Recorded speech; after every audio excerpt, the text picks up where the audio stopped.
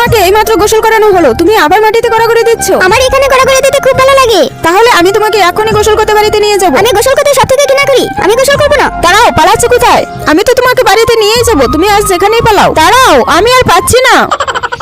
কুকুরটি কোথায় গেল? দেখো আমি তোমাকে ধরার জন্য কিভাবে ফাঁদ পাতি। এবার কোথায় পালাবে? এবার তো আমি তোমাকে ধরে ফেলেছি। আমি পালাই, আমি গোসল করব না। না জোয়াং, আবার পালাচ্ছ।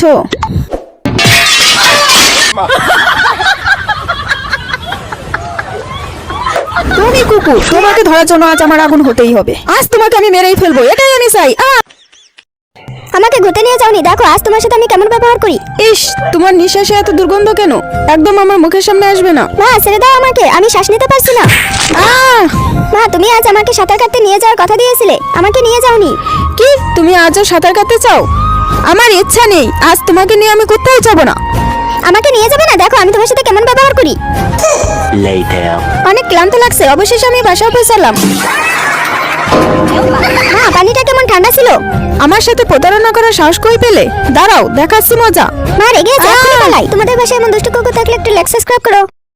শোনো ইয়াং, মা বাইরে কাজ করতে যাচ্ছে, তুমি কি বাড়িতে বাচ্চার যত্ন নিতে পারবে? বেশ, তুমি চিন্তা না করে যেতে পারো। শিশুটি ঘুমিয়ে পড়েছে।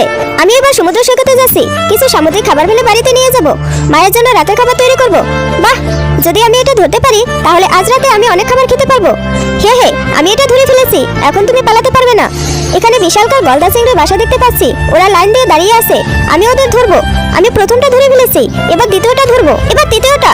এই তো এখানে মুক্তা শামুক দেখতে পাচ্ছি, ওর ওজন কমপক্ষে 8 পাউন্ড, অনেক শক্তিশালী।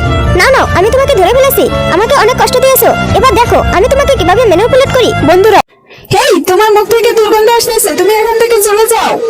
এভাবে কুকুরটিকে তাড়িয়ে দেওয়া হলো। পাশ থেকে একটি মেয়ে এসে বলল, তুমি কি ঠিক আছো? এই নাও, এটা খাও, চিন্তা করো না, ঠিক হয়ে যাবে। এই বলে মেয়েটি চলে গেল। কুকুরটি কতক্ষণ তার দিকে তাকিয়ে রইল। মেয়েটি বাড়ি ফেরার পথে ট্রেন থেকে নামার পরে তার হঠাৎ বমি পেতে লাগলো। পাশে থাকা লোকটি ডাকাতি করত, সে মেয়েটির পিছু ছুটতে লাগলো। হঠাৎ করে তার উপর আক্রমণ শুরু করলো। মেয়েটি চিৎকার করে বলল, বাঁচাও, আমাকে ছেড়ে দাও, আমার ব্যাগটি ছেড়ে দাও, বাঁচাও, কে আছো, বাঁচাও।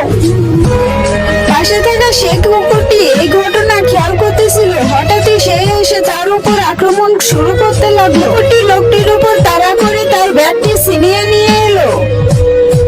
এই দেখে মেয়েটি কৃতজ্ঞতার সাথে কুকুরটিকে জড়িয়ে ধরলো।